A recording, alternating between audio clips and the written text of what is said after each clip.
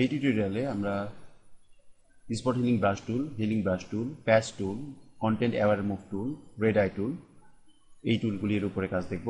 প্রথমে spot healing brush টুল, একটি ছবি ওপেন করব। স্পট হিলিং ব্রাশ টুল দিয়ে স্পটের উপর ক্লিক করলে স্পট অটোমেটিকলি চলে যায়। সেই ক্ষেত্রে ব্রাশের হার্ডনেস 0 থাকবে।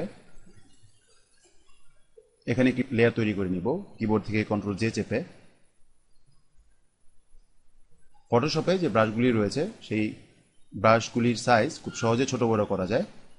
আপনি কিবোর্ডের সেকেন্ড ব্র্যাকেট দিয়ে ব্রাশ সাইজ বড় করতে পারবেন এবং কিবোর্ডের ফার্স্ট ব্র্যাকেট দিয়ে ব্রাশ সাইজ ছোট করতে পারবেন। স্পট হিলিং ব্রাশ টুলে ক্লিক করে আপনি খুব সহজেই দাগ মুছে ফেলতে পারবেন। দাগের উপরে ক্লিক করলে দাগ চলে যাবে।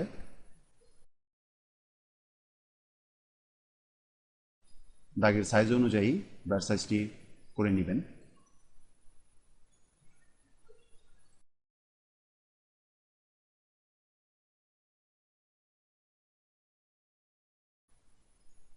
আমি যদি এখন লেয়ার ওয়ানের চোখটি তুলে দেই তাহলে দেখতে পাচ্ছেন যে আগের অবস্থা। লেয়ার ওয়ানের চোখটি যদি আবার আমি নিয়ে আসি তাহলে দেখতে পাচ্ছেন স্পট হিলিং ব্রাশ টুল দিয়ে কাজ করার পরে এরকম অবস্থা হয়েছে। এখন আমরা দেখব হিলিং ব্রাশ টুলের কাজ। স্পট হিলিং ব্রাশ টুল এবং হিলিং ব্রাশ টুল প্রায় একইভাবে কাজ করে। স্পট হিলিং ব্রাশ টুল অটোমেটিকলি স্পট মুছে দেয়। হিলিং ব্রাশ টুল দিয়ে আপনি যদি দাগ মুছতে যান তাহলে অল্টার চেপে একটি ভালো জায়গা থেকে আপনাকে রং নিতে হবে, তারপর দাগের উপরে ক্লিক করতে হবে।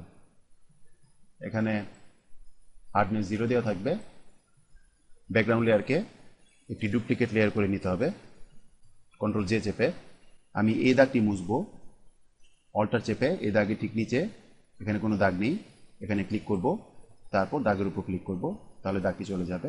এইভাবে আমি দাগের কাছাকাছি কোনো ভালো জায়গা থেকে রং নিয়ে নিব, তাহলে স্কিন টোন ঠিক থাকবে।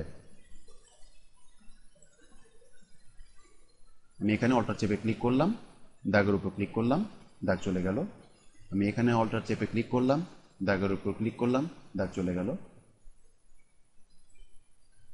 আপনি এইভাবে স্পট মুছে ফেলতে পারবেন। লেয়ার ওয়ানের চোখটি তুলে দিলে আগের অবস্থা দেখতে পারবেন, হিলিং ব্রাশ টুল দিয়ে কাজ করার পরের অবস্থা দেখতে পাচ্ছেন। এইভাবে আপনি হিলিং ব্রাশ টুল দিয়ে কাজ করতে পারেন। আমরা এখন দেখব প্যাচ টুলের কাজ। ছবিটি ওপেন করব, পাখিটিকে সিলেক্ট করব,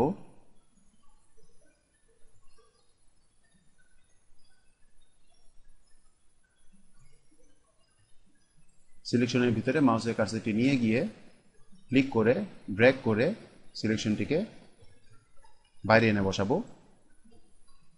কন্ট্রোল ডি দিয়ে ডিসিলেক্ট করব, তাহলে দেখতে পাচ্ছেন পাখিটি ব্যাকগ্রাউন্ড থেকে মুছে গেছে। এইভাবে আপনি প্যাচ টুলের কাজ করতে পারেন। এখন আমরা দেখব কন্টেন্ট অ্যাওয়ার মুভ টুলের কাজ। ছবিটি ওপেন করব, কন্টেন্ট অ্যাওয়ার মুভ টুলে মুডের মধ্যে এখানে মুভ এবং এক্সটেন্ড আছে। প্রথমে মুভের কাজ দেখব। পাখিটিকে সিলেক্ট করব,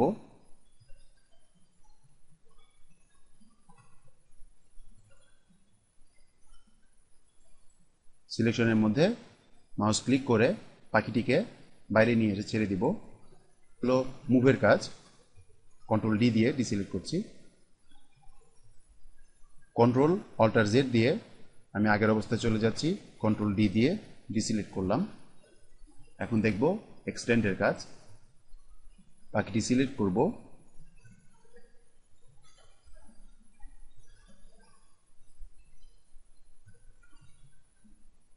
সিলেকশনের ভিতরে মাউস ক্লিক করে পাখিটিকে এনে আমি বাইরে রাখবো। কন্ট্রোল ডি দিয়ে ডিসিলেক্ট করব, তাহলে আগের পাখিটিও থাকবে এবং নতুন করে আরেকটি পাখি তৈরি হবে। এইভাবে আপনি কন্টেন্ট অ্যাওয়ার মুভ টুলের কাজ করতে পারেন।